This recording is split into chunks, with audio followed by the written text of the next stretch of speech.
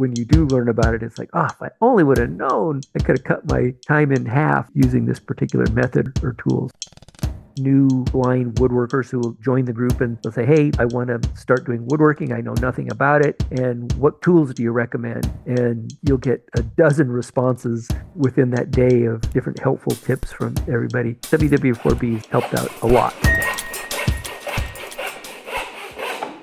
Welcome to Blind Abilities. I'm Jeff Thompson. Today in the studio, we have Bob Geyer. He's from California, and I met Bob way back in, I can't even remember it, but it was years ago at Enchanted Hills Camp when we had WW4B, Woodworkers for the Blind organization, had an event out there and met him in person, met him a couple times out there in person, and he's been a longtime listener of Blind Abilities, and he's always sent in messages, feedback, suggestions, all sorts of stuff. So Bob, welcome to Blind Abilities. Thank you, Jeff. Glad to be here. Oh, this is really good. I know we've done interviews with other people, and I was thinking, I talk to Bob every 3 months. We have a phone call, and it ends up being an hour spontaneous, just chatting about something, answering questions, and figuring something out, or just reminiscing. So it's good to have you on here to really drill down on what makes Bob the woodworker he is. Well, I can remember we met in 2018. I remember going out to Enchanted Hills, and I don't know if you remember, I went into Tony's office when we first got there to check in, and you were in a back office somewhere talking. And as soon as I walked in there, my wife was with me. I go, "That's Jeff Thompson," because I recognized your voice from Blind Abilities. That's right. And that's when you walked out, going, "Yes, I'm Jeff." And I said, "Oh gosh, so great to hear your voice and meet you in person." And that was the. Oh, it all comes back to me now. And like I said, over the years, it's been great talking to you. It's been great having your friendship. But here we are now on Blind Abilities. So let's dig in. Why don't you tell listeners a little bit about who is Bob Geyer? Bob Geyer. Well, I'm retired, and I consider myself a woodworker. I had a public works career for 40 years. I worked in public works, and I've always had a mechanical just ability about me, that something that I learned from my dad. He and I used to spend hours in the garage, either working on vehicles or making things around the house. And I think that's where I first picked up my interest in mechanical things. There isn't anything my dad wouldn't tear apart and figure out how to put back together. So that's kind of where I learned a lot of it. I have retinitis pigmentosa. And so, as a lot of people know, it's a degenerative eye disease. And I fortunately had good vision for most of my life until I was like 48 years old. And that's when my vision took a huge turn, and I had to stop driving and turn to my local Vista Center for the blind and visually impaired out here. And I turned to them for help. And that's where I first got started learning all about how to be blind and all of the tools that are available to help us in our daily lives. And I used to be kind of more of a carpenter type of a woodworker, building things around the house, from decks to sheds to, I actually built a 1,500 square foot addition onto my house and did everything from all of the plumbing to the electrical to the insulation to roofing. And so I was always able to do that kind of thing. But then when I lost my eyesight, I just didn't feel safe or comfortable working around my power tools any longer. So I basically just walked away from them. And fortunately, I didn't sell them or get rid of them. I just left them all out in the garage. I have a one-car garage shop. I don't know that it's ever seen a car in there, but it's always been a workshop. And I was still interested in woodworking, and I used to get all of the different, popular woodworking magazines, and I missed being able to read them and look at all of the illustrations. And so one day I was searching there must be Audible magazines online that I could find somewhere. So when I was searching for that, that's when I ran across WW4B, that they had this huge collection of recorded woodworking magazines. And that's when I first connected up with WW4B. Which is Woodworking for the Blind. Woodworking for the Blind. Mm-hmm. So I connected up with them and started participating in the online discussions. And they were offering a woodworking class out at Enchanted Hills summer camp in Napa, California. So I decided I'm going to go to that and see what that's all about, because it's a whole group of blind woodworkers who I could probably learn from and be motivated. So that's when I went out to Enchanted Hills and met you and George and everybody, and learned how I could safely operate all of my power tools again. And that just gave me the confidence that I could use those tools and not, worry about cutting myself or being injured. And I really, really took away from that their style of training and, how it was hands on, holding your hands, or first you putting your hands on top of the instructor's hands and following along and seeing how things were done. And then you reversed positions and they put their hand on top of yours while you were doing things to make sure you were doing it safe. And then the next thing is they let you do it by yourself. And, doing that from the chop saws to the drill presses to the table saws to the lathes. That's the first time I ever used a lathe was out in Enchanted Hills. So learning how to safely use all of those tools through WW4B brought me back into my shop and just so grateful that I had that opportunity because now, well, since 2018, I've been back in the shop just building and making things and repairing things around the house and met one of my good friends out there at Enchanted Hills. He only lives 6 miles away from me and we get together all the time to work on things either at his house or my house. And it's a WW4B is a great community to be a part of. Yeah, Brian and George, we would meet up like 2, 3 days before the event would happen and get set up and go over a few things. And he's a good guy to have 6 miles away, I tell you. He can investigate and will investigate anything you do or anything you're about to do. Yes. And he wants to know, and his hands are groping every little piece, but he understands it. He's so curious and stuff. At first, I didn't know how to take him, but after a while, you just realize he's just collecting data. Yeah, he's pretty amazing. He's great to, just like you, great to talk to whenever I have a question on a project. I'll give either one of you guys a call and just chat and figure out how to do things. And Brian and I will dissect things. He'll say, well, why don't you think about doing it this way? And that makes me think of something. And then I'll say, oh, okay, but let's add this to it. And we just have a really good friendship and working relationship. Then we can do things together in the shop. And it's worked out great.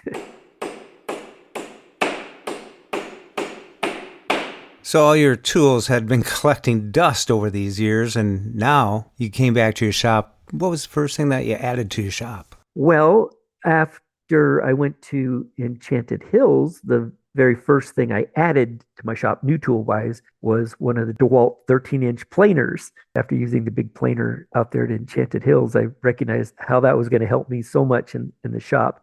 I had already had table saw, router table, drill press, cutoff saw, dust collector, and all the various powered hand tools that all of us have around our shop. So I had all those things. But after Enchanted Hills, I bought the DeWalt planer and I've really enjoyed that. I know you recently bought a new planer with the helical blades in that. I wished I had one of those these days, but I'm still happy with my planer. And then that led to all of the talking tools.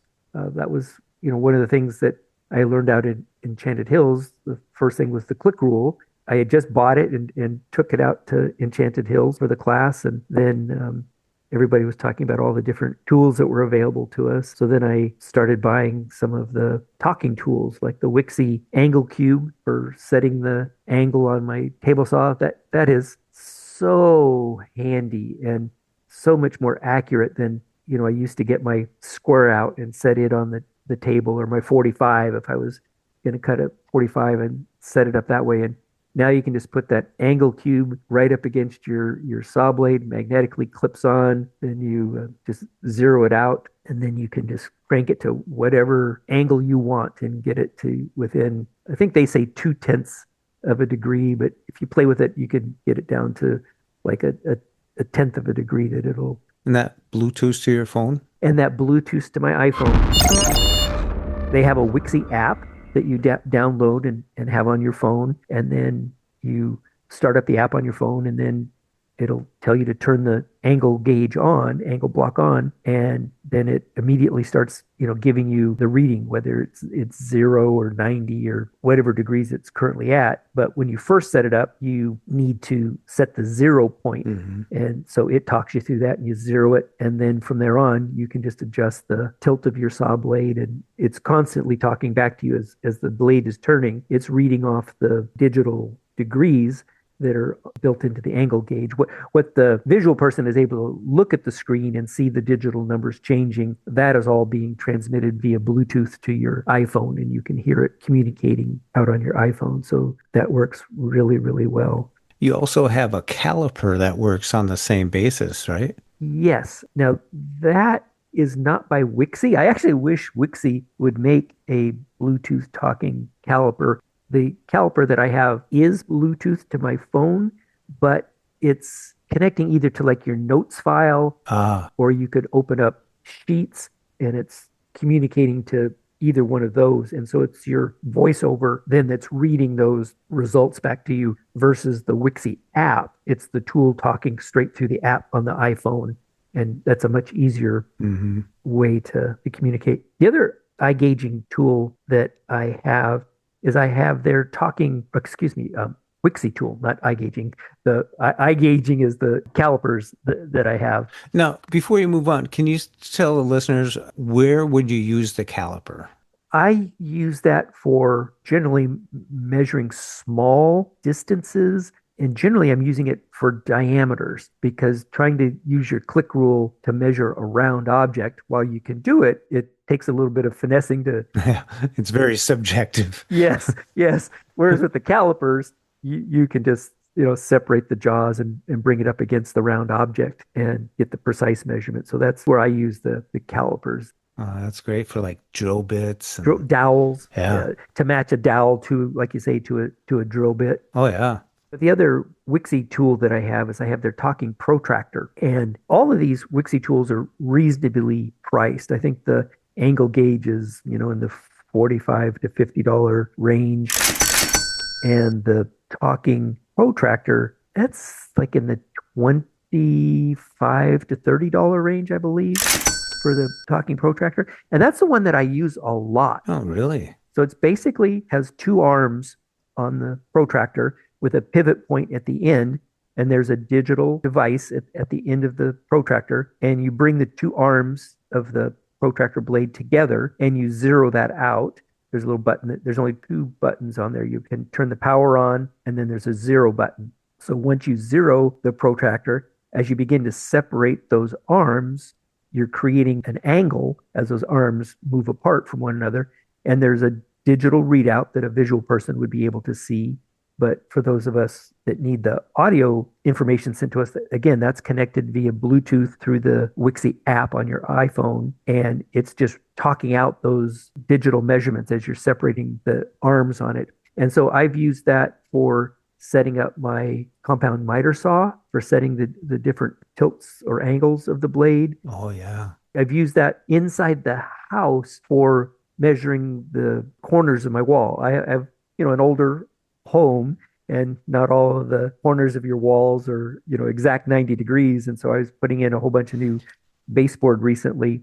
And Except for that new addition you put on. that's true and square. There's no tilt or anything to that. You're exactly right.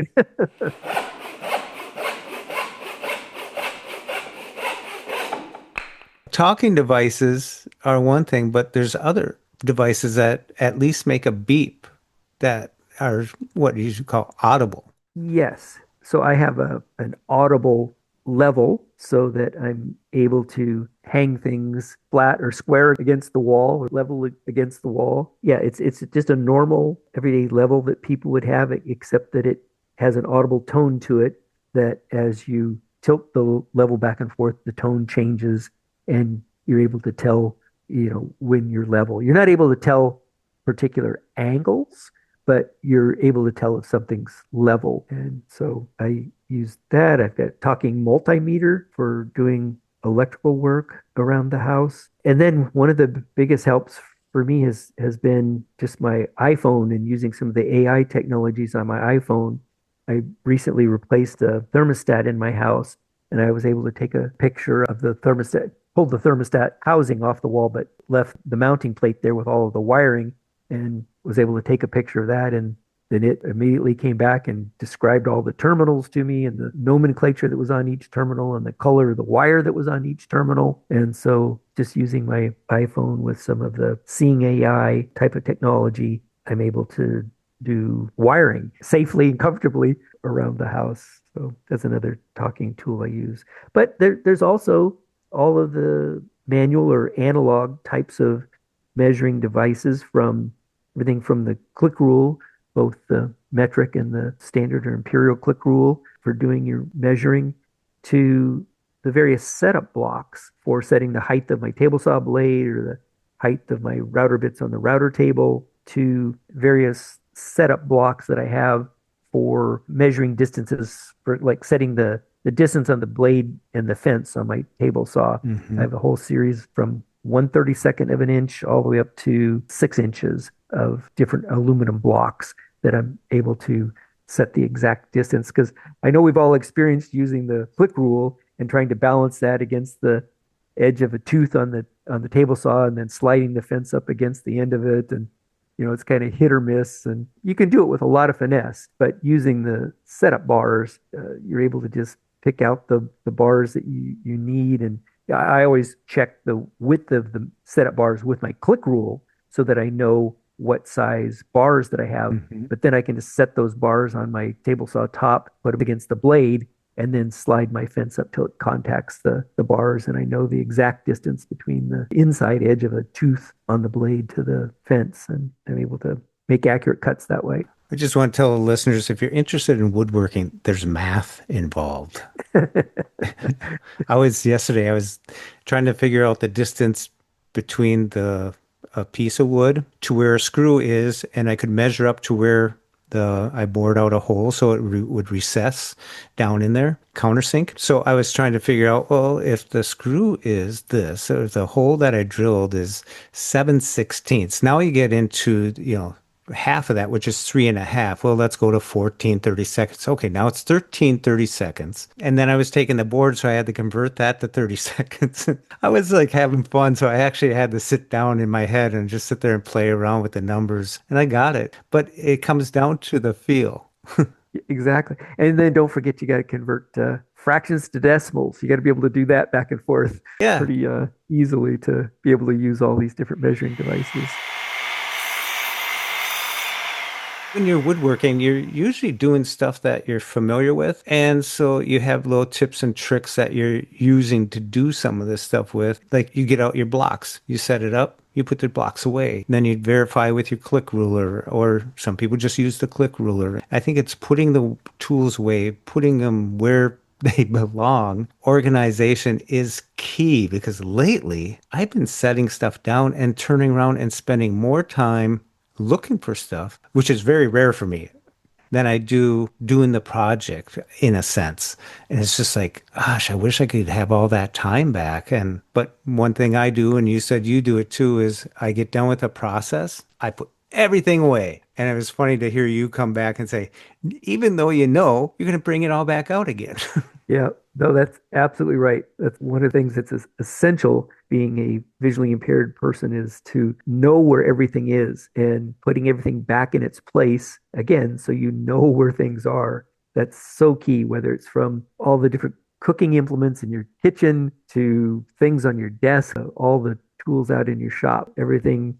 You need to know where everything is. And so organization is key to being successful. Yeah, I often find that Be My Eyes is one of my go-to things these days, because I might drop something on the floor, or like you say, set something down while you're building a project and then you can't find it. So using Be My Eyes or my meta glasses, that's another big help for me in the shop, is using some of the AI technologies, or calling up a volunteer from Be My Eyes and let them use the camera on your phone or glasses to help you look for things.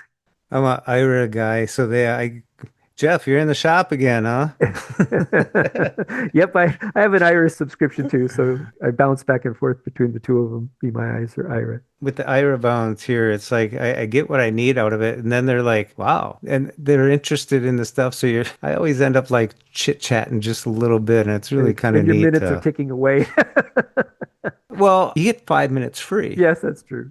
So Yeah. usually I'm solved within 2 minutes, because I know what I want to ask. I know what I'm looking for. But, I'm sure I've gone over, but I rarely use all my minutes. I only get the 30 minutes, but I rarely go over my minutes ever. Yeah.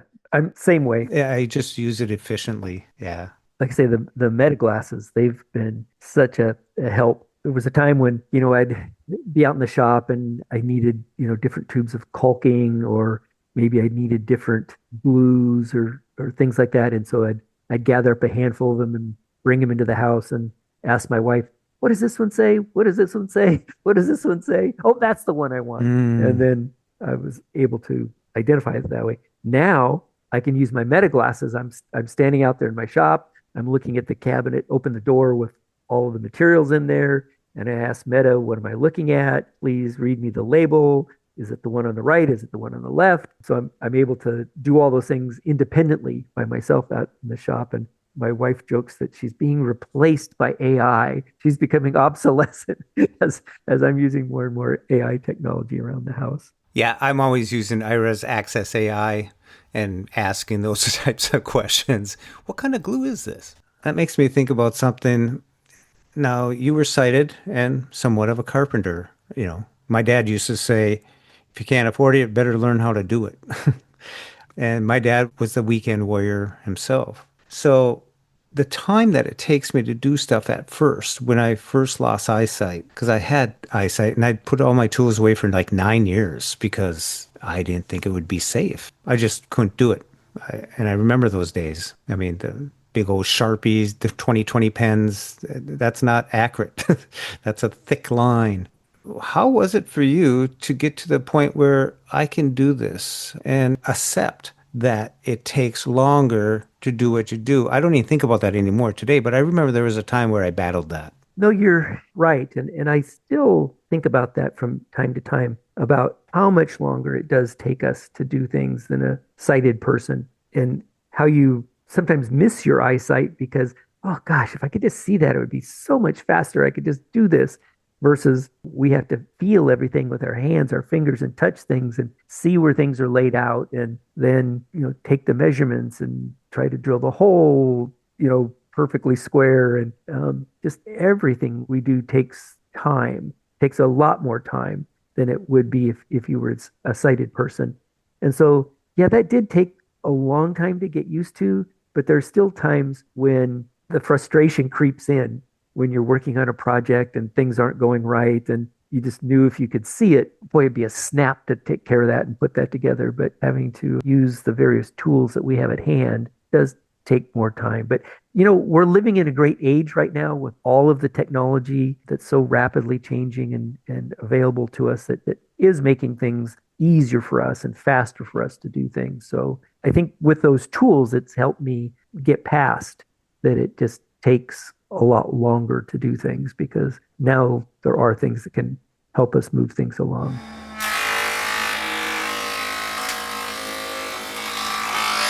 We started out by talking a little bit about WW4B, woodworkersfortheblind.org is where it's located. How has that helped you along your journey, being able to contact people at random, really? Well, WW4B is what really got me back into my shop. And so I'm just so grateful for the organization and all of the great volunteers that are there. These are all who have some form of visual impairment, or they're totally blind, or they were blind their whole life, and they're out there, doing everything from building homes to building cabinets to fine furniture, and just using the group's IO talk forum that's on there. You're able to post a question and you'll get, multiple responses back with ways of doing things, or tips, how people have found doing this or a different thing was a way they were able to do it. And then somebody else will chime in with a variation of that or something completely different. So you're able to pick up a lot of tips from the group on how to do things. And you also, at least I have, been able to build up a friendship with a great number of the folks at WW4B, and am able to email them or pick up the phone and call them and chat with them and ask them how to do things. One of the biggest problems I've always had, from carpentry, woodworking to being more of a woodworker these days, is if you only knew about a particular tool, it would make things so much easier for you. I've often built a project and got it all done, only to find out, oh, well, there's this tool that if you would use this particular tool, you could have cut that or measured that or drilled that or put it together, whatever. So much easier, but you didn't know that tool existed. Mm. So that's something that's been a big help with WW4B is just the sharing of knowledge from one of the individuals to the next to be able to learn about new tools or different devices, fasteners, glues, whatever it may be, to be able to just make things easier. And that would be true whether you were sighted or whether you were blind. If you don't know that something exists out there to help you do something, you find a way around that. But when you do learn about it, it's like, oh, if I only would have known, I could have cut my time in half or whatever by using this particular method or tool. So Hmm. yeah, it's WW4B's helped out a lot. One thing that popped into my mind is I remember one time I had to cut this channel a half inch wide. So I took my table saw and I kept moving it over incrementally. And then someone told me about a dado blade setup. And I'm like, oh, I could just stack blades half inch wide and make one cut. Yes. Amazing. Yeah. Yeah. And also it's maybe not knowing what the name of a particular tool is or Hmm. more say like a profile on a router bit. I can visually picture what it is that I need to cut and I know that there's got to be a router bit to cut that particular design on the wood that I need, but I don't know what it's called. And so I frequently pick up the phone and call George and say, "Hey George, this I'm working on this and this is what I want to do. And what do you call that type of router bit that has this on one profile and then got the roller bearing and it's got a different profile?" And he instantly tells you, "Oh, well, that's this type of a bit or that type Yeah. of a bit." And then you can go out and A Roman OG or chamfer. Yeah. exactly. Yeah. And then you can go out and purchase that particular bit and cut the profile that you want. But you got to know what it's called to be able to go either online or out to the hardware store to look for something. It's like before we had AI, there was WW4B, and we could just throw our questions out there and you get all these responses. I remember I was looking for a certain type of paste wax or a certain type of oil or anything that I have doubts. I just throw it out there and over the next couple of days, you'll see these responses come back, and you can take bits and pieces of them and you kind of cobble it together in your mind and go about it. So it's a really great resource. So, what suggestions would you give to a listener that is interested in getting started in woodworking? Well, I definitely would contact www4b.org and get on their email distribution list so that you can receive, there are times when you'll get just a constant stream of emails. You might get a dozen or 20 in a particular day as guys are helping one another back and forth on a particular topic. Or there could be days that go by when nobody's posting a how-to question. But if you just read the emails that come through and the questions that come through and the responses that come through, you begin to get a pretty good understanding of the group and how they're able to help one another. Hmm. By reaching out and joining WW4B, I think just listening to the discussion that's going on and then ultimately participating in the discussion. Everybody has always reached out to help one another. There's often new blind woodworkers who will join the group and they'll say, "Hey, I want to start doing woodworking. I know nothing about it. And what tools do you recommend?" And you'll get a dozen responses within that day of different helpful tips from everybody. And you had mentioned one thing that I absolutely agree with is there's no one right way of doing things, particularly for the blind and visually impaired. There are multiple ways we can accomplish a task. And so listening to all of the responses and taking a little bit of this one and a little bit of that one and cobbling together what works best for you is ultimately, I think, the way to go. I love it when a new person comes onto the list and asks those, orientation type of questions. I guess, like I have a double car garage and nothing in it. And we're all like, oh, we want that. You know, Yeah. I'd love a double car garage instead of my single.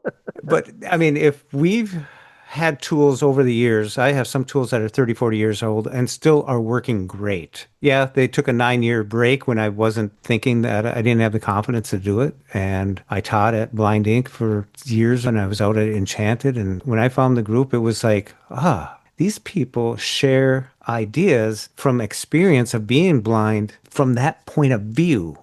And that was really hard to find from anybody out there in the world because you always had to translate it from sighted to now how can I convert this into doing it myself? And WW4B has really opened the mind to the possibilities. So I love it. As we were talking earlier, you gave me a tip about magnets and stud finding. Yes, rare earth magnets. And that's something that George, that's where I learned it was from George. I can't remember where I picked that up from George, but if you buy a package of the rare earth magnets, there's like a quarter size, diameter size magnet, and I don't know, there's maybe like eight of them that come in a little box. And you take that rare earth magnet and you put it up against the wall, the sheetrock, and you just lightly hold it with your fingers and then just start rubbing your hand across the wall. And all of a sudden, that magnet will come slipping out of your hand as it attaches to either a nail or a screw that's holding the sheetrock to the wall.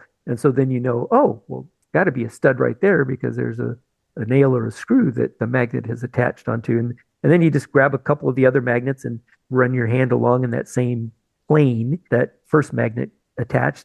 And then all of a sudden, you've just kind of got this line of magnets going down the wall so you can tell exactly where that stud is from top to bottom. So yeah, rare earth magnets are kind of indispensable, I think, these days. Yeah.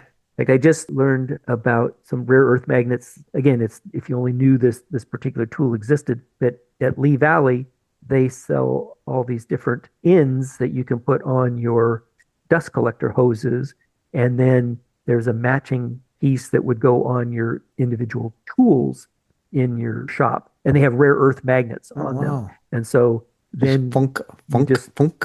yeah, bring your dust collector over to your table saw, and boom, it just magnetically attaches the hose to your table saw, and then you take it off of there and move it to your drill press or wherever. Yeah, there's a lot of use for rare earth magnets Yeah. out there. And again, that's one of those things that I would not have known about had I not been tuned in to WW4B and heard George talking about them.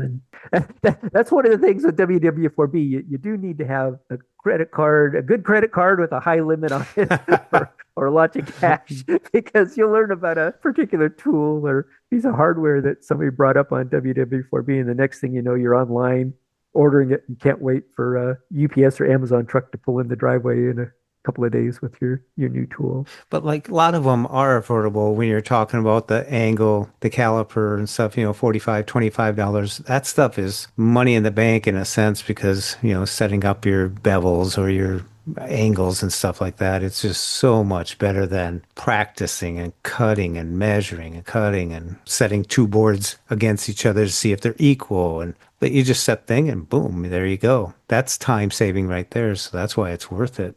Absolutely. Another tip that I mentioned that to me wasn't much, but all of a sudden Bob went, "Oh my gosh." I was at Home Depot and when I buy in screws, right on the edge underneath the boxes, they usually have it's wired to it, but the screw size, you can feel a tactile screw right there. And so when I got home, I took one screw out of the box and used boxing tape to clear stuff because it's smooth, and I just taped it to the front of the box. And that way, when my boxes of screws are up in the cabinet, I can reach up and feel bigger, bigger, bigger. Oh, maybe this one. Instead of pulling down six boxes, opening them up, checking it out. Nope, putting it back and that stuff. So these little time savers, whether you find out them yourself or find them out from people in WW4B, it's not isolating anymore. You're doing your own little project. You're usually out there and everyone else is in the house and you're just working away. But when I kick back and open up my email and see the list and I get a question or see a question or have a question. We've got some other people that are busy doing their own thing and they're all working. So it's a good group. And that's how I met Bob. Yep, you can pick up, like you say, everything from those simple no cost or low cost tips from taping the screw onto the outside of the box to all the different big power tools that everybody has and has recommendations on. So, And if Dennis suggests a tool, get out your credit card. yes. Well, Bob, thank you so much for coming on and sharing a little bit about your shop, your journey, and yourself. Well, thank you, Jeff. It's been great being part of WW4B and great always talking with you on blind abilities and keep up the great work. We all appreciate all of your fine podcasts that you're putting out there. So thank you. The pleasure's all mine, Bob. It's always great to talk to Bob and the people on WW4B, so check him out on the web at www4b.org. And Bob, I'll probably see you on the next WW4B chat call. Looking forward to it.